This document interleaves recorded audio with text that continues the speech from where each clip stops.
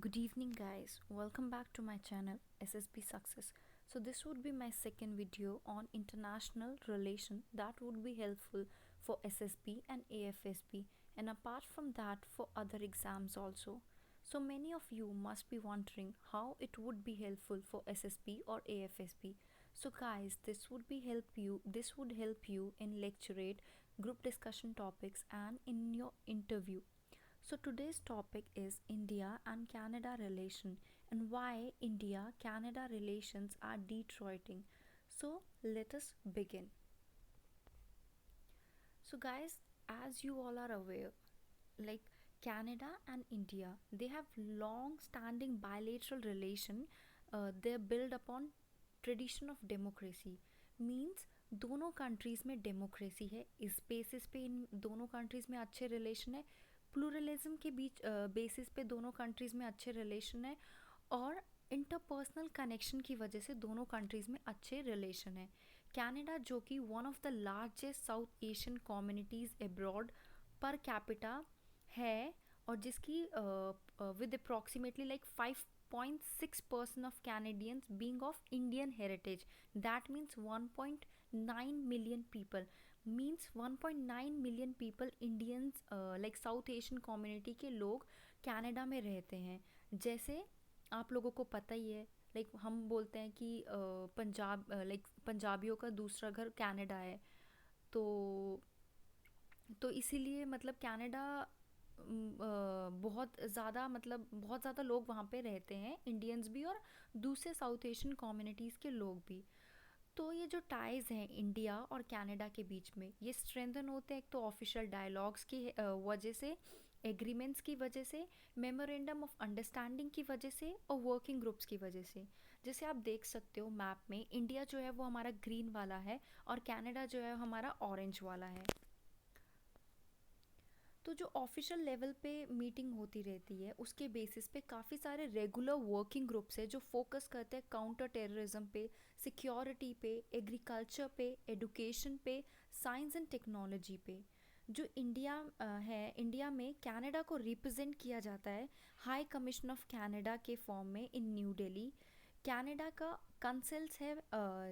कंसल्स general है बेंगलुरु में, चंडीगढ़ में एंड मुंबई में, और उसके ट्रेड ऑफिसेज भी है अहमदाबाद, चेन्नई, हैदराबाद एंड कोलकाता में.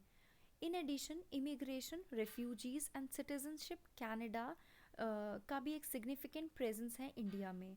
और जो हाई कमीशन है वो न्यू दिल्ली में है, और जो कि इनफैक्ट कनाडा का लार्जेस्ट वीज़ा ऑफिस अब्रॉड है जो कि हमारा न्यू दिल्ली में है.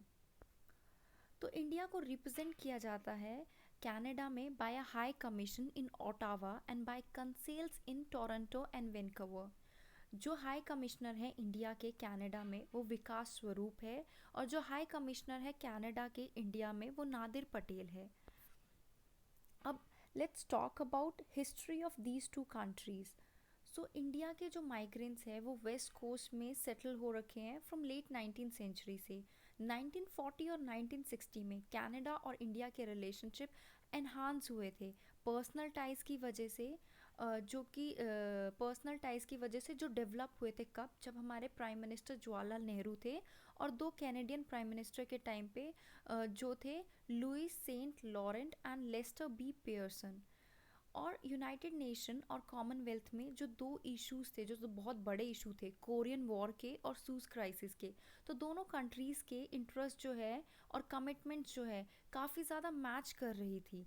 तो इस वजह से भी काफ़ी ज़्यादा अच्छा रिलेशन जो है वो एनहांस हो रहा था. कनाडा जो है वो एड प्रोवाइड करता है इंडिया की, मतलब एड प्रोवाइड करना शुरू किया था 1951 में, और वो धीरे धीरे बढ़ता चला गया कोलंबो प्लान के अंडर. कनाडा ने इंडिया को फूड एड प्रोवाइड की है, प्रोजेक्ट्स में हेल्प की है फाइनेंस दे के, टेक्निकल असिस्टेंस दी है इंडिया को. और इन द पास्ट 5 डिकेड्स में इंडिया जो है one of the largest recipient रहा है कैनेडियन के बायलेटरल एड का, जो कि 3.8 मिलियन कैनेडियन डॉलर है. और 1960 में कनाडा ने सपोर्ट किया था इंडिया के Kundah hydro electric power house project को कोलंबो प्लान के थ्रू.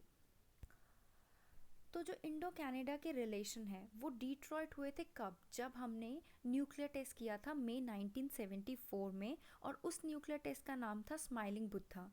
तो कैनेडियन की गवर्नमेंट ने सेवियर किए थे बायलेटरल न्यूक्लियर कॉपरेशन को। सेवियर मींस एंड किया था रिलेशन इंडिया और पाकिस्तान के साथ 1976 में, जब ये क्लेम किया गया था कि जो इन न्यूक्लियर टेस्ट में मटेरियल यूज़ हुआ है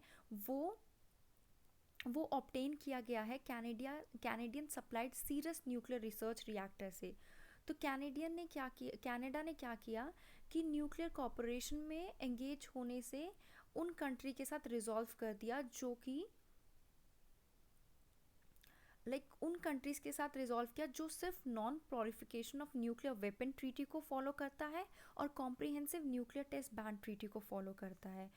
तो जो कि और मतलब सेफ गार्ड करता है न्यूक्लियर प्रोग्राम एनर्जी प्रोग्राम्स को under the supervision of international atomic energy agency. तो इंडिया और पाकिस्तान दो नेशन हैं जो कि कंसिस्टेंटली रिफ्यूज़ करते हैं एनपीटी को साइन करने के लिए, और वो यूएन में इसके अगेंस्ट वोट भी देते हैं, और ये बोलते हैं कि यूएन में कि अगर हम इन्होंने एनपीटी को साइन किया तो वो इनकी नेशन की सॉवरेटी राइट्स को वायलेट करेगा। ठीक है। तो अर्ली फेब 1997 में जो फॉरेन मिनिस्टर थे ई के गुजराल, उन्होंने रीइटरेट किया था इंडिया की ऑपोजिशन को इस ट्रीटी में। उन्होंने ये कहा कि इंडिया जो है वो फेवर तो करती है ऐसे स्टेप्स पे जो कि न्यूक्लियर वेपन्स को डिस्ट्रॉय करता है, बट उन्होंने ये भी कहा कि बट ये जो ट्रीटी है वो फुली कॉम्प्रिहेंसिव नहीं है और वो कुछ तरह के टेस्ट को बैन करती है। जैसे कि हमें पता है कि उसमें सिर्फ 5 कंट्रीज़ को पावर दी गई थी, उनको बैन नहीं था, मतलब उनके पास जो उनको ये नहीं राइट नहीं, मतलब उनको नहीं बोला गया था कि तुम छोड़ दो ये न्यूक्लियर वगैरह। जैसे हमारी जो ये 5 कंट्रीज़ मेजर पावर्स हैं, 5 तो नहीं कह सकते, जैसे China, France, USA, Canada, Russia, ये जो 5 कंट्रीज़ हैं, तो वो कहीं ना कहीं गलत है ना। उन कंट्रीज़ के पास भी नहीं होने चाहिए ना फिर न्यूक्लियर टेस्ट, तो अगर किसी के पास भी नहीं है। तो उस टाइम पे कनाडा ने परसिस्टेंटली रिफ्यूज़ कर दिया था कॉपरेट करने के लिए इंडिया और पाकिस्तान के साथ, तब तक जब तक वो इस ट्रीटी को साइन नहीं करेंगे। तो उसकी वजह से दोनों कंट्रीज़ के रिलेशन काफ़ी ज़्यादा ख़राब हुए। तो 2010 में जो है एक न्यूक्लियर कॉपरेशन एग्रीमेंट साइन हुआ इंडिया और कनाडा के बीच में, जो कि एक न्यू एरा ऑफ एंगेजमेंट था। फिर उसके बाद एक फॉलो ऑन एग्रीमेंट साइन हुआ 2015 में, किस चीज़ के लिए? 3000 मेट्रिक टन यूरेनियम को सप्लाई करने में इंडिया में अंडर 5 ईयर कॉन्ट्रैक्ट। 1990 में क्या हुआ था कि दोनों कंट्रीज़ के पास एक अच्छा चांस था रिलेशन इम्प्रूव करने का। जब इंडिया ने अपनी इकोनॉमी को लिबरलाइज कर दिया 1990 में, तो उसकी वजह से काफ़ी वर्ल्ड के काफ़ी कंट्रीज़ जो है वो अट्रैक्ट हुई थी इंडिया की तरफ, क्योंकि हमारी कंट्री जो है वो बहुत ज़्यादा पॉपुलेटेड है चाइना के बाद, जो कि अभी भी है। तो जो कनाडा के प्राइम मिनिस्टर है जीन चेरिटन, उन्होंने एक डिप्लोमेटिक मिशन किया इंडिया में, मतलब उन्होंने विज़िट किया जनवरी 1996 में अपने 2 कैबिनेट मिनिस्टर के साथ और अराउंड 300 बिजनेस फिगर्स के साथ। उन्होंने एक तरह से वो प्लान किया कि इंडिया के साथ कोलैबोरेट किया। इंडिया के जो एक्सटर्नल अफेयर मिनिस्टर थे इंदर कुमार गुजरेल, उन्होंने एक ऑफिशियल विजिट पे की कनाडा में सितंबर 1996 में। जो फॉरेन मिनिस्टर थे लिलियॉर्ड एक्जीवर्थी, उन्होंने रेसिप्रोकेट किया और उन्होंने भी विजिट किया इंडिया में जनवरी 1997 में, जिसमें उन्होंने ऑफिस को इनॉग्रेट किया, कैनेडियन हाई कमीशन के ऑफिस को इनॉग्रेट किया। कहाँ पे? चंडीगढ़ में, जो कि कैपिटल है पंजाब एंड हरियाणा स्टेट की। जो कनाडा के इंडिया वर्किंग ग्रुप है काउंटर टेररिज्म पे, वो भी इस्टेब्लिश हमारे 1997 में हुए थे, जिसकी वजह से दोनों कंट्रीज़ जो है वो काफ़ी ज़्यादा क्लोज आ गई थी, और दोनों कंट्रीज़ के काफ़ी सारे डिपार्टमेंट्स और एजेंसीज जो हैं वो भी क्लोज आ गए थे। जो फॉर्मर गवर्नर जनरल है रोमियो ली ब्लैंक, उन्होंने एक विज़िट किया इंडिया में 1998 में, और प्राइम मिनिस्टर स्टीफन हार्पर ने एक ऑफिशियल विज़िट किया नवंबर 2009 में। जो कनाडा इंडिया फाउंडेशन है वो भी एक्टिव है 2007 से, और वो काफ़ी ज़्यादा सपोर्ट करता है दोनों कंट्रीज़ के बायलैटरल रिलेशनशिप को। जो इंडियन प्राइम मिनिस्टर हैं मनमोहन सिंह, उन्होंने कनाडा में विज़िट किया था जून 2010 में for G20 summit in Toronto.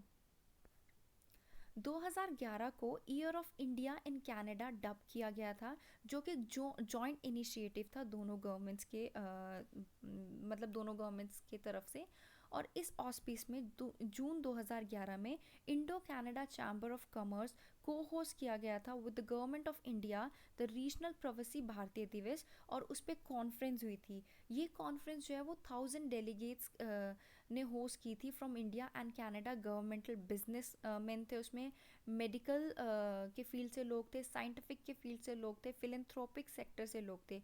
और इस इवेंट को फॉलो अप किया गया था international Indian film academy award में, और जो कि टोरंटो में हुए थे जून 2011 में।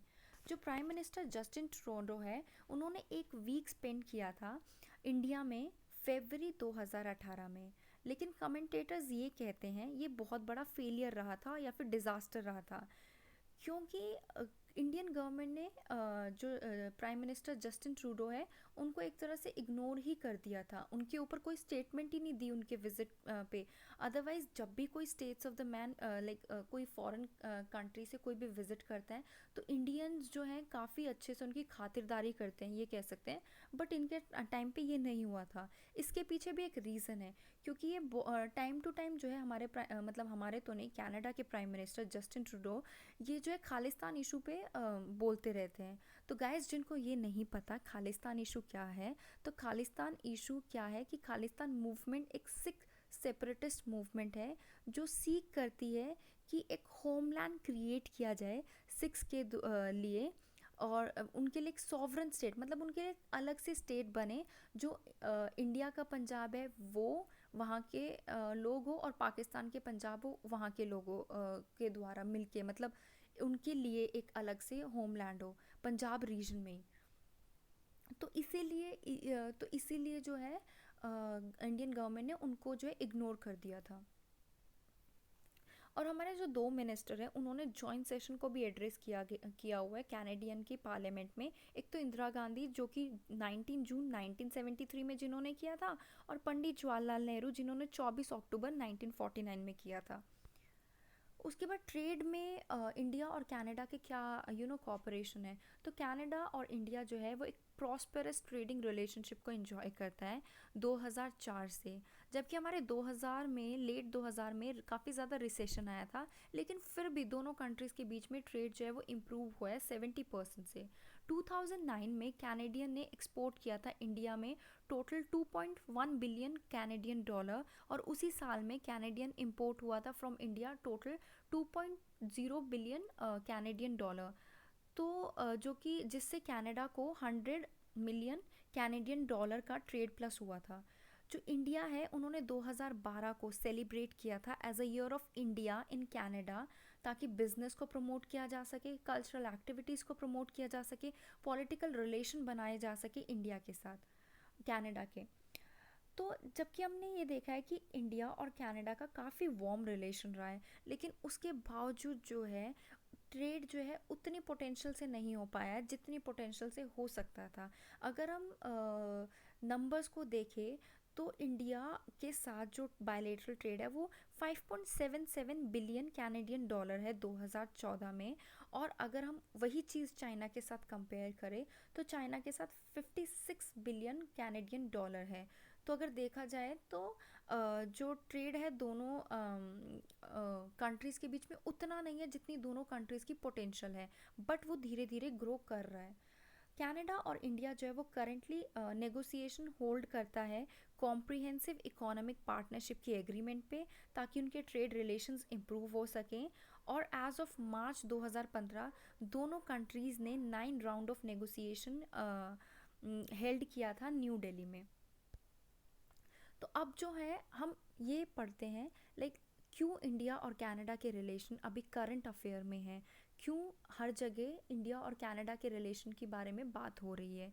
तो जो अभी जस्टिन ट्रूडो है जो कि प्राइम मिनिस्टर है कनाडा के, उन्होंने सपोर्ट दिखाया है जो फार्मर्स की प्रोटेस्ट हो रही है उस चीज़ को। तो पूरा मुद्दा क्या है उसको हम एक बार देख लेते हैं। तो 30 नवंबर को क्या हुआ, जब मतलब जो प्राइम मिनिस्टर है कनाडा के, वो सिख पार्टिसिपेंट्स को एड्रेस कर रहे थे एक जूम मीटिंग पे जो उन्होंने ऑर्गेनाइज़ की थी। जो हमारे सिखिज़्म के गुरु नानक देव जी हैं, उनकी बर्थ एनिवर्सरी को सेलिब्रेट करने के लिए। तो प्राइम मिनिस्टर जस्टिन ट्रूडो ने ये कहा कि Canada will always be there to defend the right of peaceful protest. तो ये वर्ड्स जो है इस कॉन्टेस्ट में कहे गए कि जो फिज़िकल फोर्स यूज़ की गई इंडियन पुलिस के द्वारा फार्मर्स के ऊपर, जिनमें से ज़्यादातर लोग सिख थे नॉर्थ इंडिया के पार्ट में। और जैसे ही उन्होंने ये स्टेटमेंट जारी की या फिर उन्होंने ये स्टेटमेंट दी, तो वैसे ही इंडिया में काफ़ी ज़्यादा रिएक्शंस आने लगे। इंडियन गवर्नमेंट ने भी काफ़ी ज़्यादा स्ट्रांगली इस चीज़ को ऑब्जेक्ट किया, बोला कि ये कमेंट जो है वो इल इन्फॉर्म्ड है, अनवारंटेड है, अनरिक्वायर्ड है। और जबकि जो फार्मर्स हैं वो काफ़ी खुश हुए और उन्होंने ग्रैटिट्यूड दिखाया जस्टिन सिंह ट्रूडो को, जो कि उनको पॉपुलरली बोला जाता है। और most of the Indian media ने भी कंडेम किया ट्रूडो को, ये बोल के कि वो इंडिया के इंटरनल मैटर में इंटरप्ट करने की कोशिश कर रहे हैं। तो अब ये जो कमेंट्स है वो कैसे ट्रूडो को बेनिफिट करेंगे और प्रोटेस्टिंग फार्मर्स को भी। और बट ये रियलिटी में जो है ग्लोबलाइज वर्ल्ड की रिफ्लेक्शन, मतलब ग्लोबलाइज वर्ल्ड को रिफ्लेक्ट करते हैं। तो अगर देखा जाए, जो सिख पॉलिटिकल लॉबिंग है वो काफ़ी ज़्यादा स्ट्रॉन्ग, उसकी काफ़ी ज़्यादा स्ट्रॉन्ग फोर्स है कैनेडियन पॉलिटिक्स में। इसका मतलब ये है, जैसे मैंने आप लोगों को बताया था, मोस्ट ऑफ द पंजाबीज जो है वो कनाडा में रहते हैं। कनाडा को सेकंड होम कहा जाता है पंजाब का। तो अगर वहाँ पे लोग रह रहे हैं तो वहाँ के लोग पॉलिटिक्स में भी होंगे, काफ़ी बड़ा वोट बैंक भी होता होगा सिख लोगों का। तो कहीं ना कहीं पॉलिटिक्स तो है, इसमें इन्वॉल्व है ही। तो अब देखो, जो सिख के जो पॉलिटिकल लॉबिंग है वो काफ़ी ज़्यादा स्ट्रॉन्ग फोर्स प्ले करती है कैनेडियन पॉलिटिक्स में। जो कि अगर देखा जाए, जो करंट हाउस ऑफ कॉमन है उसमें 18 सिख एमपीज़ है टोटल 338 में, जिसमें टोटल परसेंटेज का शेयर जो बनता है the current house of common में सिख का, वो 5.32% शेयर है। अगर इंडिया से कंपेयर किया जाए तो इंडिया में सिर्फ 13 सिख एमपीज़ है 543 एमपीज़ में से लोकसभा में, और जो कि सिर्फ 2.39% है। तो अगर हम इन नंबर्स के हिसाब से चलें तो हमें ये पता चलता है कि जो मेजर फेडरल पॉलिटिकल पार्टीज़ है कनाडा की, जो कि ट्रूडो की लिबरल, कंजर्वेटिव्स एंड एनडीपी है, उसमें काफ़ी ज़्यादा सिख मतलब काफ़ी ज़्यादा सिख कम्युनिटी के लोग हैं। तो जो इतनी ज़्यादा पॉपुलेशन जो है सिख की, तो उसमें जो मोस्ट एफ्लुएंट है सेक्शन है कनाडा में वो जाट है। और अगर देखा जाए तो जो लोग स्ट्राइक कर रहे हैं फार्मर्स में, उसमें भी मेजर डोमिनेंट कौन है? जाट है। और जो सिख सर्कल्स है कनाडा में, वो इन लॉज को कंडेम कर रहे हैं और इन लॉज के अगेंस्ट खड़े हो रहे हैं, तब से जब फार्मर्स ने पहले दिन से प्रोटेस्ट करना शुरू किया था। उसके बाद देखा जाए तो tens of thousand of household, अगर देखो पंजाब, ऐसा तो नहीं है पूरी पूरी फैमिलीज पंजाब की कनाडा में बसी हुई है। अगर किसी का बेटा, अगर किसी के फादर कनाडा में गए हुए हैं, तो उनकी फैमिली तो पंजाब में है ही। तो ऑफ कोर्स जो कनाडा के लोग हैं, तो वो सपोर्ट तो करेंगे ही अपने फादर को, ब्रदर को, मदर को, जिनके ऊपर टीयर गैस फेंकी जा रही है, उनके ऊपर वाटर के कैनॉन्स फेंके जा रहे हैं। तो ऑफ कोर्स वो लोग इन सब चीज़ों के अगेंस्ट खड़े तो होंगे। तो जो चीज़, और एक बात, लोगों को लग रहा है कि ये चीज़ इंडिया में जो कि नहीं पता है, बट ट्रूडो के कमेंट करने से पहले ही जो दूसरी फेडरल पार्टीज़ है ना, उसमें जो एनडीपी और कंजर्वेटिव्स हैं, उन्होंने पहले ही पब्लिक स्टेटमेंट दे दी थी फार्मर्स के प्रोटेस्ट के सपोर्ट में, कि जो स्टेट वायलेंस हो रहा है फार्मर्स के ऊपर उसके खिलाफ। बट ट्रूडो ने क्या किया, वेट किया गुरु पूरब का, और एक वाइडर प्लेटफॉर्म यूज़ किया, और सिक्स की फीलिंग्स को दर्शाया, और एड्रेस किया 300 ऑड सिक्स को, और रिप्रेजेंट किया डिफरेंट ऑर्गेनाइजेशंस को। तो अगर देखा जाए कि ट्रूडो और नरेंद्र मोदी, इनके बीच में ये दोनों इतने अच्छे से गेट अलॉन्ग नहीं करते हैं, इन दो, क्योंकि ट्रूडो जो है अभी तक नरेंद्र मोदी की आइडियोलॉजीज़ को और वर्किंग स्टाइल को नहीं समझ पाई है। अगर लास्ट 6 ईयर्स का ग्राफ देखें, तो जब ट्रूडो ने विज़िट किया था ना इंडिया में, तब भी उनको काफ़ी ज़्यादा इग्नोर किया गया था, क्योंकि वो खालिस्तान इशू पे बोलते रहते हैं और इंडिया को लगता है कि वो इनके इंटरनल मैटर में इंटरप्ट कर रहे हैं। तो बट अगर इन सब चीज़ों को बट अगर इन सब चीज़ों को देखा जाए, तो इन सब ये खालिस्तान इशू की वजह से ही एक काफ़ी ज़्यादा रिलेशनशिप जो है वो डिट्रॉइट होते हैं इंडिया और कनाडा के। अगर ये भी देख सकते हैं कि जो हमारी इंडियन गवर्नमेंट है वो ये बोल रही है कि कनाडा के जो लोग हैं वो अ, मतलब कनाडा के लोग या फिर जो सिख हैं या फिर जो प्राइम मिनिस्टर वो इसलिए सपोर्ट कर रहे हैं क्योंकि वो इस चीज़ को एक खालिस्तान प्रोपेगेंडा कह के डिसमिस करना चाह रही है हमारी इंडियन गवर्नमेंट। और ये एक बहुत बड़ी मतलब हंसी की बात है। और अगर हम इन जनरल बात करें मतलब पॉलिटिक्स वगैरह को ना देख के, तो जो कनाडा के प्राइम मिनिस्टर है वो ऐसा नहीं है कि वो मतलब अपने फ़ायदे के लिए ही उन्होंने ये कमेंट किया कि ताकि मतलब उन वो काफ़ी ज़्यादा मतलब पार्टी में सिख का रिप्रेजेंटेशन है या फिर उनका वोट बैंक सिख से मिलता है। वो वैसे भी अगर वर्ल्ड में कहीं कुछ बुरा हो रहा होता है तो ये वॉइस खड़ी करते हैं, वो हमेशा उस चीज़ के अगेंस्ट बोलते हैं। तो इन जनरल जो कनाडा के जो ट्रूडो हैं वो टाइम टू टाइम अपनी आवाज़ उठाते रहे हैं और वर्ल्ड ह्यूमन राइट्स के लिए। तो उन्होंने ये तब स्टार्ट हुआ था, उनका सेंट्रल रोल स्टार्ट हुआ था जब ये universal declaration of human right जो है वो ड्राफ्ट की गई थी 1947 से 1948 तक, और जो आज तक कंटिन्यू होती है। और उसके बाद ये देखा जाए तो कनाडा के प्राइम मिनिस्टर ने रोहिंग्या इशू पे भी बोला है। चाइनीज़ ने जब ह्यूमन राइट एब्यूज़ किया था हांगकांग में तब भी बोला था उन्होंने। उन्होंने उघीर्स के बारे में भी कंसर्न दिखाया था। तो ट्रूडो सिर्फ एक ओनली लीडर है जो डोनाल्ड ट्रंप के अगेंस्ट भी उन्होंने बोला था और उन्होंने ब्लैक लाइफ मैटर्स को मूवमेंट को सपोर्ट किया था। तो ये हमारे जो जस्टिन ट्रूडो है कनाडा के प्राइम मिनिस्टर। तो इस चीज़ के बाद जैसे ही जस्टिन ट्रूडो ने कमेंट किया उसके कुछ दिन बाद अभी 7 दिसंबर को एक मीटिंग होने वाली थी कोविड-19 को लेके। तो जो पहला बिग फॉल आउट हुआ जस्टिन ट्रूडो के रिमार्क के बाद फार्मर्स प्रोटेस्ट पे, तो इंडिया ने क्या किया, इंडिया ने स्किप कर दी जो एक कोविड-19 की मीटिंग जो कनाडा होस्ट करने वाला था। The December 7 meeting has been called to discuss strategies on battling कोविड-19। हावेवर जो न्यू दिल्ली है उन्होंने ये इन्फॉर्म किया कि वो जो है इस मीटिंग में अपने फॉरेन मिनिस्टर को भेज नहीं पाएंगे क्योंकि काफ़ी ज़्यादा स्केड्यूलिंग इश्यूज़ की वजह से। और ये काफ़ी ज़्यादा क्लियर इंडिकेशन है कनाडा के प्राइम मिनिस्टर जस्टिन ट्रूडो को कि उन्होंने फार्मर प्रोटेस्ट के बारे में बोला और उसकी वजह से दोनों कंट्रीज़ के बीच के बायलेटरल टाइज पे इम्पैक्ट पड़ा। और एक्सटर्नल अफेयर मिनिस्टर जयशंकर जो हैं वो ग्लोबल मीटिंग से पुल आउट किए गए जो कि वर्चुअली होने वाली थी। और ये जो मीटिंग है वो होस्ट की जा रही थी कनाडा की मतलब कनाडा उसको होस्ट कर रहा था, इसी वजह से तो ये मीटिंग जो है हमारे एक्सटर्नल अफेयर मिनिस्टर जो है वो अटेंड नहीं कर रहे हैं। So guys that was it. So keep liking, keep sharing and keep subscribing. Good night guys.